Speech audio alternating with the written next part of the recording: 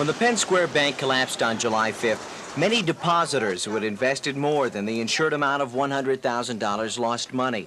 The liquidation pushed several local businesses into reorganization, while other commercial investors barely escaped Chapter 13.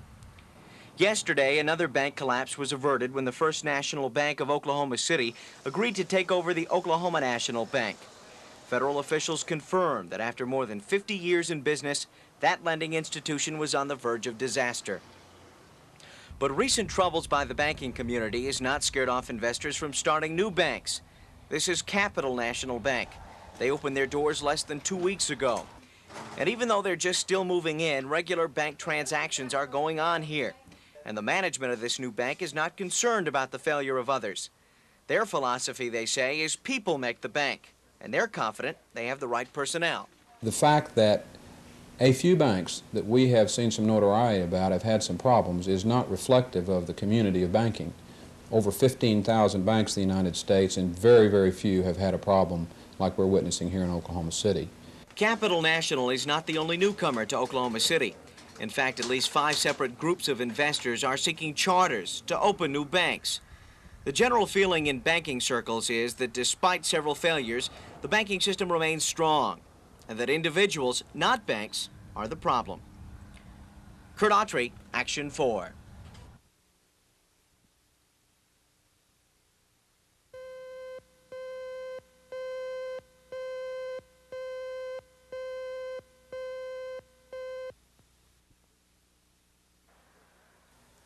There's not much happening at the Lake Hefner pool now that cooler weather is here.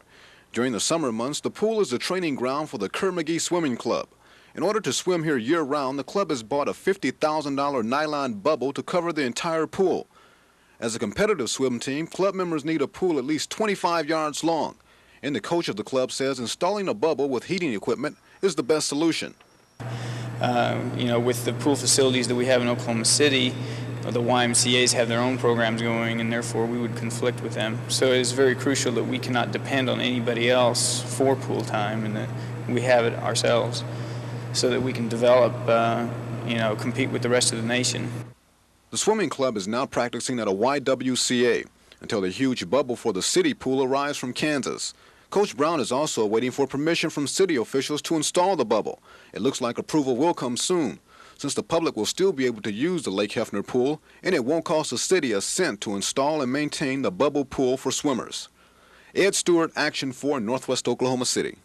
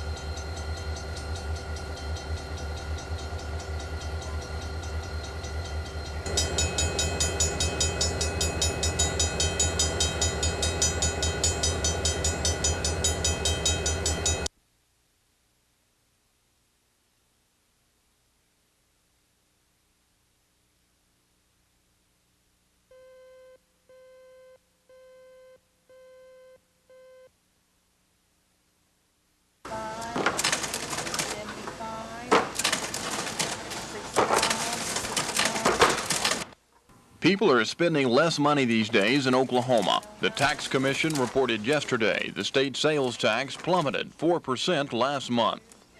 This is the second month in a row the sales tax has declined. Most officials are blaming the bad news on the decline in oil field sales.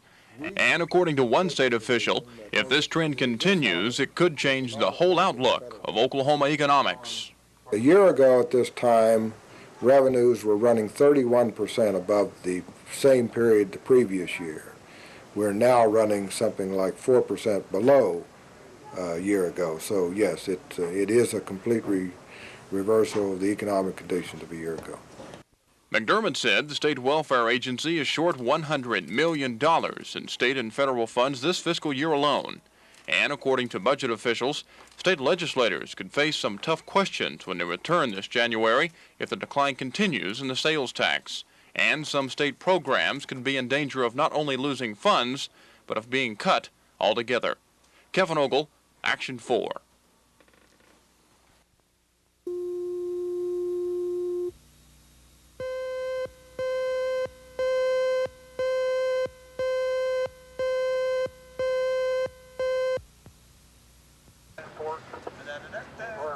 Lieutenant Danny Wheeler has some company on the Chickasha police force. As of October 1st, the Highway Safety Commission approved a grant that allowed the Chickasha Police Department to hire 2 officers to work full-time on drunk driving cases. Their shifts are from 6 at night until 6 in the morning. The commission grant also pays for new police cars, new radar equipment, and breathalyzer training. It even pays the officers' salaries for 1 year. One concern of city officials is that out-of-staters working in the oil fields spend their off hours in local taverns. The men in this bar didn't mind the crackdown. They all said if someone drinks too much, he shouldn't be behind the wheel. And the police numbers show too many Chickasha drivers have had one too many. 200 to 250 people will be arrested for DUI this year, and that's a high percentage for a town of 25,000. Police Chief Jim McLean says people who drink and drive on weekends face a special problem. If you get arrested on Friday night, you take the breathalyzer test and you test out .10 or higher, which is the legal limit there. You're placed in the Grady County Jail, and then you will be arraigned sometime, probably on a Monday. There are no judges available on the weekend to do arraignments unless we have an exorbitant amount of arrest or if there's a special project going on. So it'll be a good idea to take it easy while going through Chickasha, because if you're DUI here, you won't be staying in a Hilton. Bill Ross, Action 4, Chickasha City Jail.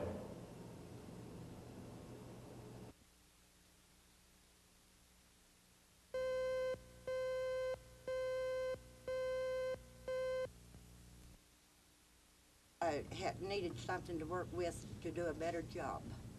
What specifically were your jobs? Crew was, So was your main complaint? what we had to work with. Why, I think we done a super job. Right, had a good crew in day shift. And this was a good crew and night. Someone told me this morning that they see what we had to work with. I'm telling you, it's pitiful because I had to bring my own rags and stuff, my own.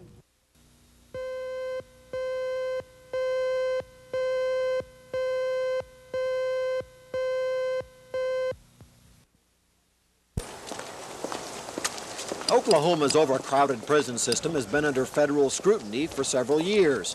Last fall, federal Judge Luther Bohannon allowed the Corrections Department to begin placing 2 prisoners per cell. This September, the system double-celled its 2,000th inmate.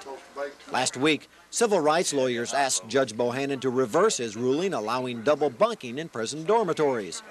The judge turned down the request, but in his latest order, Judge Bohannon warned that Oklahoma's prison system has slipped into the twilight of constitutional compliance and could well slip into its previous unconstitutional condition. Those strong words have not fallen onto deaf ears at the Corrections Department. State prison officials plan to ask the legislature once again for guidance in solving the overpopulation problem. In the past, the Corrections Department's gone to the legislature and we've asked them for different forms of alternative sentencing, putting people in restitution programs, putting people in programs that keep them out of the actual prison system, but under some kind of supervision. And the legislature has not really approved of these programs that we've wanted to try to keep people out of the prison system with. And I don't know, you know, that may be something we'll have to go back and try again. Or they may want to spend money to build more facilities for us to put people in. These are all things that will have to be considered next year. State legislative leaders have said in the past the only practical long-term solution to inmate overcrowding is to build new prisons. Scott Wallace, Action 4 at the State Corrections Department.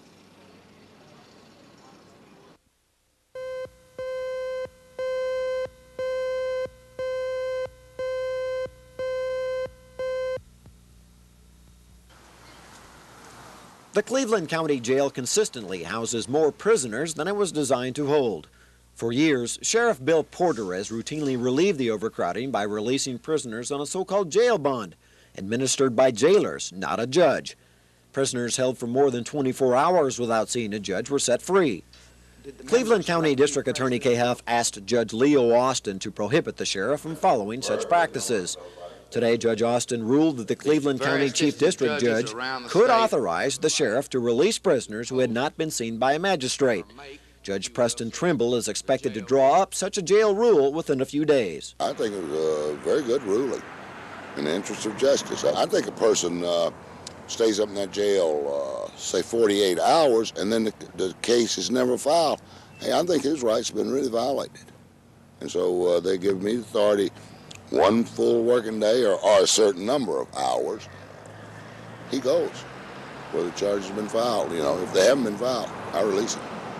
Cleveland County District Attorney Kay Huff is not so enthusiastic about the judge's order. She says it will still allow prisoners to be released from this jail without seeing a judge, and the DA has vowed to appeal that decision to the state Supreme Court. Scott Wallace, Action 4 in Norman.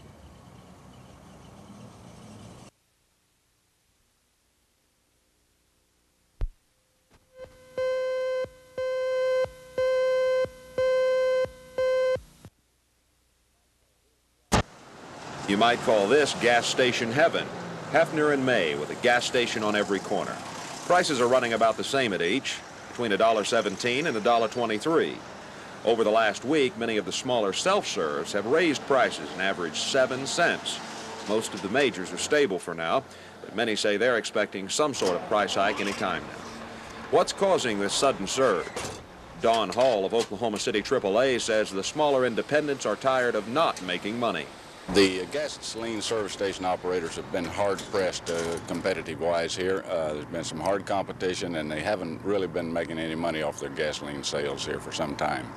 1 week ago, prices in Oklahoma were running about a dime less than the national average. As of today, it's a tie. And a note to the optimists, don't get your hopes up. These current increased prices may go even higher in a short period of time. Well, I'm afraid we're going to see some more increases before the first of the year. Bad news. Well, that's according to which side you're standing on. For us that's out there driving, it is bad news, but if you're trying to make a living in the gasoline business, you've got to have that money. Dan Slocum, Action 4.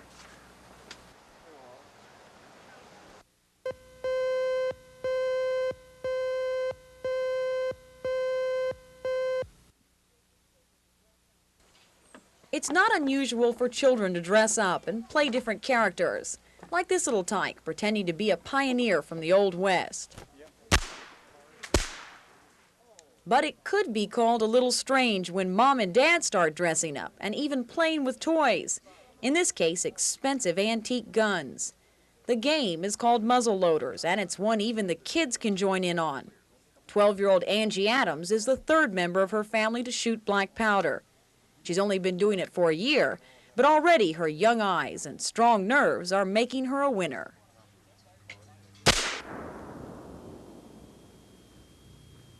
But in this game, there are no losers. These people are private historians, living out the lives of their great-grandmothers and fathers. They all get a sense of satisfaction from recapturing the past while fulfilling a dream.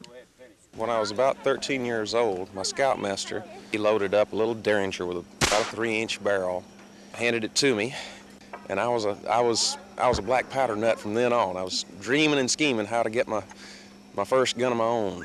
I got interested in researching some of my couple of great-grandfathers who fought in the Civil War, and it just grew from there into I had to have a full-scale cannon. Ready to fire? Fire! Sherry Sellers, Action 4 in Jay, Oklahoma.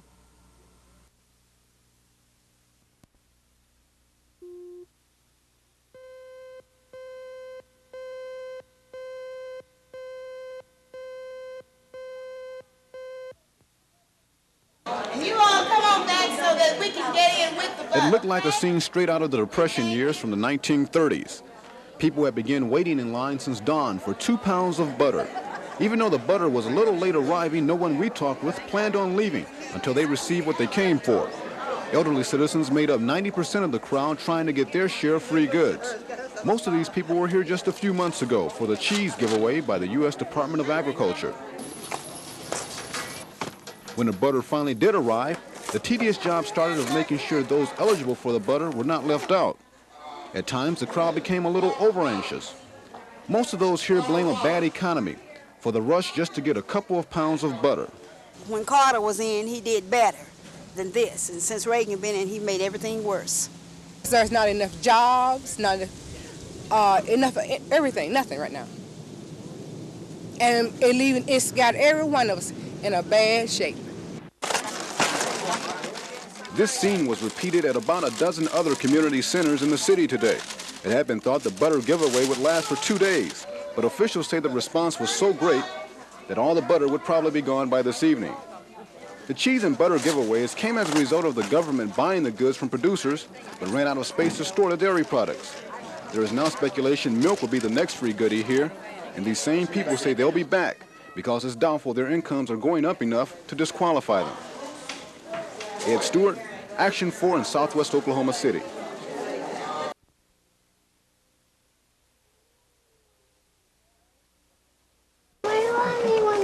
Yeah, we'll see. Let's look at some candy right now.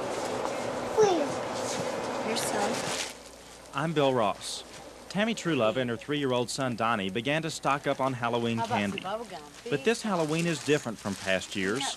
In the wake of the Tylenol poisonings, officials in Oklahoma City and other towns around the country are urging parents to keep a close eye on their kids and the candy they bring home. Mayor Patience Ladding has proclaimed October 30th Halloween night. The mayor has asked kids to limit their trick-or-treat time to the afternoon and early evening hours. The police are urging parents to go along with the kids to make sure everything is okay.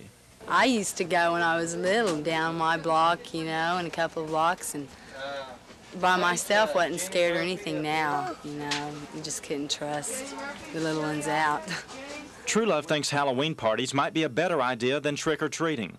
21 Oklahoma City recreation centers, like the one in Memorial Park, are going to host such parties on October 29th. The parties are meant as a way to make sure the kids have a good and safe time. Have you gotten more calls about it, more interest because of what's happened with the Tylenol? Yes, we have. We've had a number of calls. In fact, we received a caution release from the FDA asking the parents to pay especially close attention to the young people this year, especially with candy and any goodies that the youngster might bring back to their home.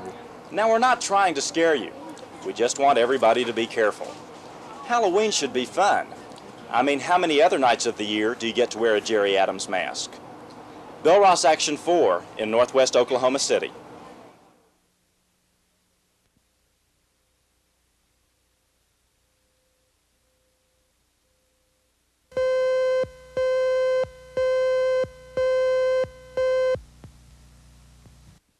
Well, looks like it'd be 5 or 6.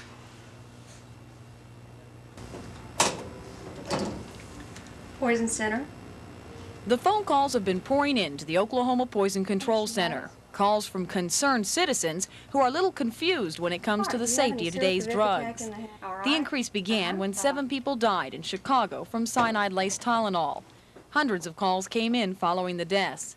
The number has now dwindled down to 60 a day, but that's still twice as many as normal. The questions haven't only been about Tylenol. We've received a lot of calls from people who are a little bit more concerned about the medications that they're taking, in addition to examining the packages a little bit more closely that they buy over the counter at a supermarket or a pharmacy. And we've been getting calls from people that when they experience any type of side effect from the medication that they're taking, they call to find out if it's been tampered with. The Poison Control Center doesn't have the facilities to test any of the products, but they can check the medication's list of side effects. The staff can normally tell by that information whether the drug has been tampered with. Sherry Sellers, Action 4.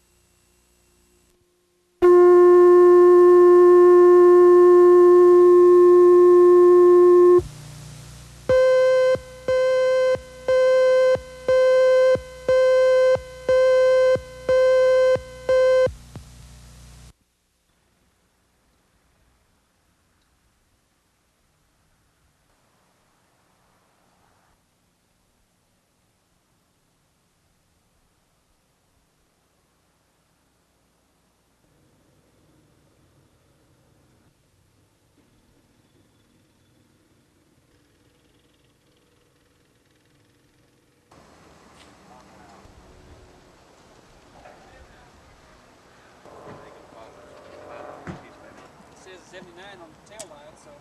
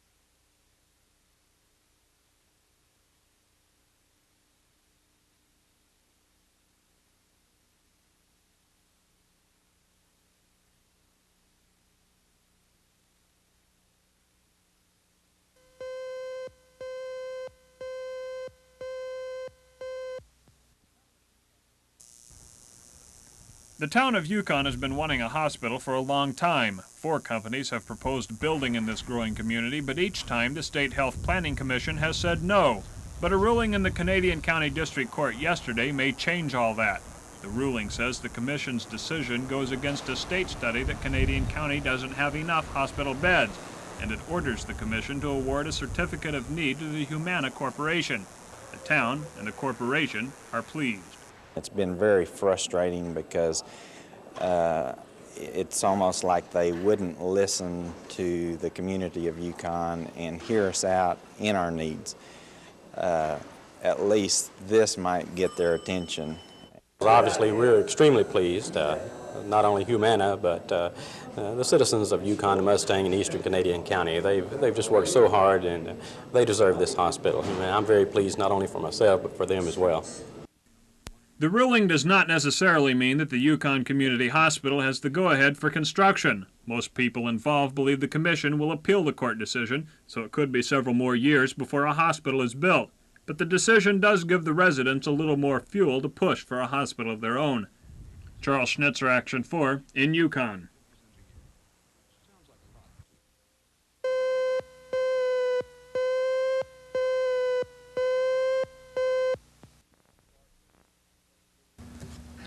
I'll start with the first-degree manslaughter case of Robert Kelly. Challenger Wayne Wells took the offensive, questioning District Attorney Bob Macy's handling of numerous criminal cases. Teresa Ann Larkin. Felony hit and run. Mr. Jim Howell sponsored Mr. Macy's gun bill in the Senate. 1 year unsupervised deferred. She had several prior accidents. She'd been drinking that night. She killed a 22-year-old. District Attorney Macy spent much of the evening responding to the allegations his office mishandled those cases. Jim brought her in. I talked to her. She was very shook up over what had happened. She had no priors. She turned herself in immediately after the accident happened. I recommended a 1-year suspended sentence. I show partiality to no one, and from you to Burke Bailey, who I love dearly, to whoever. Nobody gets favors out of that office. They never have. Wells also attacked Macy's conviction rate. The challenger claims the DA's office has a 65% conviction rate under Bob Macy. That compares to a 90% success rate under Macy's predecessor. The DA disputed those figures. He said his staff's conviction rate is closer to 93%. No one officially won tonight's debate. The winner will be the person who gets the most votes next Tuesday. Scott Wallace, Action 4, Northwest Oklahoma City.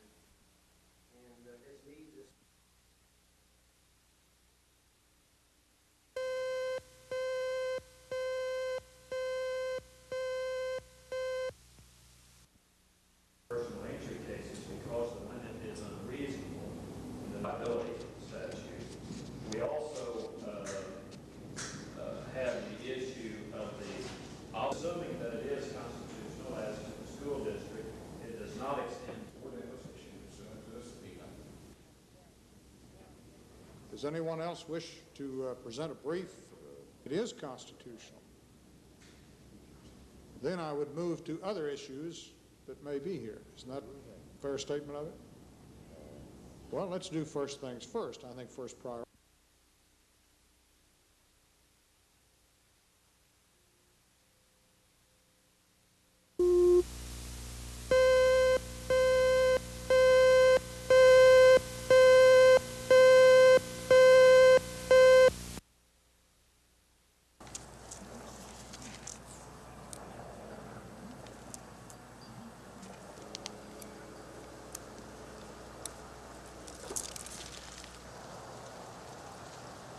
And I'm sure there's not going to be as many children out this year as there has been on account of the scare, the Tylenol thing and the murine thing, you know. So I just don't like it.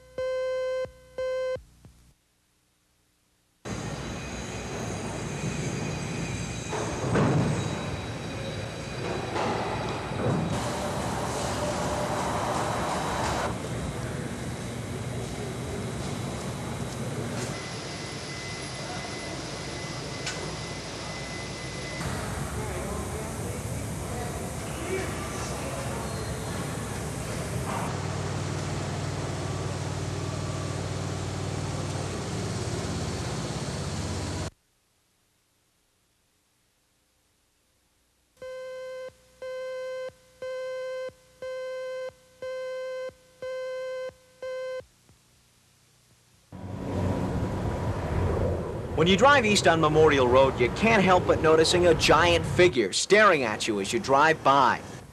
But those bigger-than-life characters peering out from the new Enterprise Square building actually are giants. Giants in the field of economics. Construction crews have been busy putting the final touches on the new building, hoping to have Enterprise Square ready for the grand opening on November 20th. Designers of the project hope Enterprise Square will be an accurate reflection of the economic climate in the free world. I think the fact that we've taken a single subject, economics, a subject which has really been looked upon as a really kind of a dull subject. Everyone's certainly strongly affected by it, but yet nobody knows an awful lot about it. And the fact that we've dedicated this much time and effort to do something that's totally innovative, my experience as an exhibit designer, is unique. It's really totally unique. The concept of Enterprise Square is quite simple. The theme is economics and how it applies to you. But there's nothing simple about the technology here. They've spent more than $15 million on this project to educate the public about the free enterprise system. At Enterprise Square, Kurt Autry, Action 4.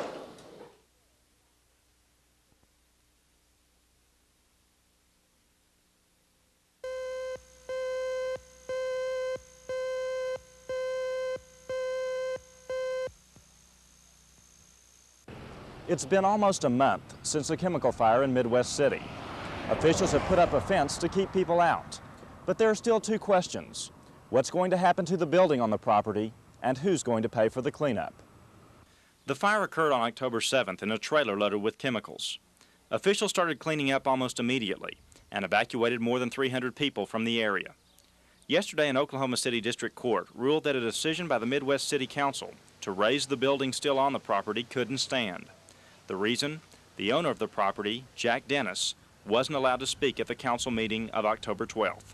But the city attorney says he's going to try again because the building is a public nuisance. He also wants Dennis to pay for the $250,000 cleanup. He's got several pieces of property.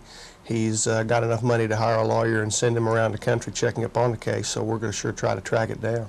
However, the attorney for Dennis says the city had already taken control of the trailer before the fire, so his client isn't to blame. They had complete control of it for a period of days. Then somebody, I think it was definitely an arsonist, set fire to it.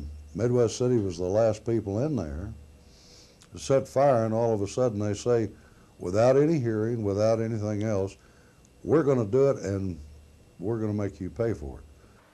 The sign says, "Keep out." Now that may keep people off the property, but it won't keep the parties out of the courtroom. Bill Ross, Action 4 in Midwest City.